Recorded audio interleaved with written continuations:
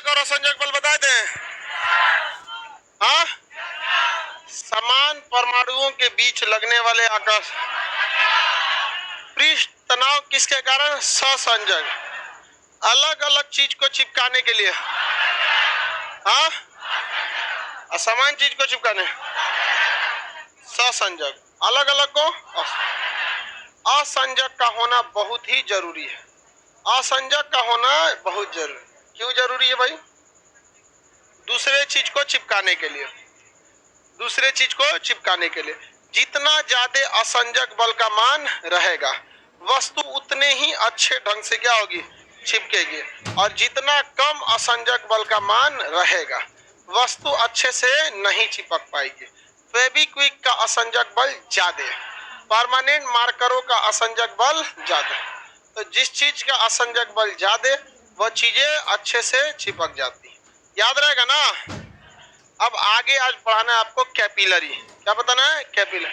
केशिकत्व या कैपिलरी, केशिकत्व या कैपिलरी।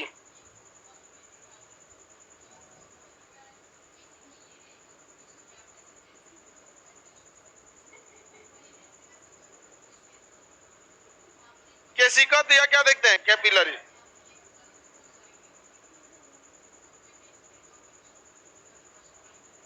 देखिए, केशिकत्व कहते हैं इसे, कोशिकत्व नहीं कहते, केशिकत्व। केशिकत्व, केशिकत्व क्या होता है? एक बहुत ही छोटी सी नली में जब द्रव ऊपर चढ़ने लगता है तो उसे क्या कहते हैं? केशिकत्व।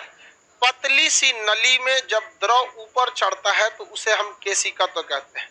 पतली सी नली में द्रव जब ऊपर चढ़ने लगे तो उसे क्या कहते हैं? केशिकत्व। कोई दिक्कत है किसी को केशिकत्व में? नली कैसा रहना चाहिए? पतला।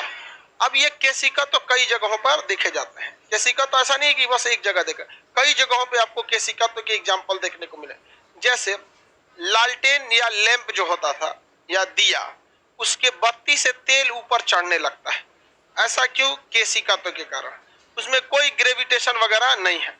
किसके कारण? केशिकत्व। केशिकत्व क्योंकि बत्ती के अंदर छोटे छोटे क्या है? रास्ते बने। जैसे ये कपड़ा है, इसके अंदर आप देखेंगे तो पतला पतला क्या बना हुआ है? रेशा है। तो पतले गैप के बीच में जब द्रव चढ़ता है तो उसे क्या कहा जाता है? केशिका। पतले द्रव में जब गैस, पतले गैप में जब द्रव चढ़ेगा तो उसे क्या कहा जाता है? क्या कहेंगे? केशिकत्व के नाम से जाना जाता है। समझ में आ गया कि नहीं आ गया? कपड़े पे जब ऐसे स्याही गिराइएगा तो फैल जाता है, तो वो छोटे छोटे गैप में क्या होता है? आगे बढ़ने लगता है। तो उसी को क्या कहेंगे? केशिकत्व कहते हैं। छोटे गैप में द्रव का बढ़ना केशिकत्व। तेल का बत्ती के सारे ऊपर चढ़ना केशिकत्व कहलाता है। क्या कहलाता है? केशिकत्व। कोई सूखी हुई मट्टी पर आप एक ढक्कन पानी डालिएगा, फटाक से सोख लेगा। किसके कारण? किसके कारण? केशिकत्व के कारण। तो केशिकत्व के व्यवहारिक जीवन में बहुत ज्यादा एग्जाम्पल देखने को मिलता है। अगर नली बहुत चौड़ी हो जाएगी तो केशिकत्व पॉसिबल नहीं है। नली का क्या रहना जरूरी है? पतला। केशिकत्व का नली अगर बहुत चौड़ा हो जाएगा तो काम उतना सुटेबल नहीं हो पाएगा। तो नली का कैसा होना जरूरी है? पतला होना जरूरी है। जितना नली पतला रहेगा केशिकत्व उतना अच्छा होगा। अभी नहीं कि पतला करे के चक्कर में नलिये बंद कर दे। आप इसको ऐसे समझिए, क्लासरूम इतना चौड़ा है, स्पाइडरो मैन नहीं चढ़ पाएगा इसमें। लेकिन अगर गली पतली रहे, यानी एगो पैर फंसा के इधर, एगो पैर इधर फंसा के चढ़ जाता है कि नहीं चढ़ जाता है? सेम ऐसा ही काम होता है किसे? केशिकत्व का। किसी को कोई दिक्कत नहीं ना? आगे बढ़ जाए। एसएचएम का पीडीएफ, अरे घोचू, इसको एसएचएम का पीडीएफ नहीं मिला। इकलौता पूरे एप्लीकेशन पे जिसको एप्लीकेशन एसएचएम का नहीं, एसएचएम पूरा चैप्टर कंप्लीट हो गया। अभी ये इसके बाद सर पृष्ठ तनाव के बाद होगा, ये चैप्टर खत्म होगा ना, आर्किमिडीज वगैरह घनत्व, तो आपको आएगा इलास्टिसिटी। और इलास्टिसिटी के बाद आपकी मैकेनिक्स खत्म हो जाता है। फिजिक्स का सबसे बड़ा चैप्टर है मैकेनिक्स। तो मैकेनिक्स खत्म हो गया तो मेनली आपका तीन बच जाता है, हीट, लाइट, इलेक्ट्रिक। इलेक्ट्रिक में ही मैग्नेट दोनों लगभग सेम होते हैं, तो आप अलग भी रखना चाहते हैं जो चार, हीट, लाइट, इलेक्ट्रिक, मैग्नेट हो गया। अरे लाइट को ही ऑप्टिक्स कहते हैं। दिमाग लगा रहा है, कुछ नया बोलना चाहिए। ऑप्टिक्स सबसे बड़का चैप्टर अभी कौन सा चला था? मैकेनिक्स। बहुत लंबा, इसमें कोनो चीज घुस जाता है। अभी बरनौलिया कुछ दिन पहले आया था, चल गया, अभी आगमडी जाएगा, पास्कल घूम के चला गया कि नहीं चला गया? इसमें सब घूमते फिरते आता है सब, और लाइट हीट इस सब में ज्यादा घूमने फिरने वाला चीज नहीं है। आप लोग को समझ में आ रहा है?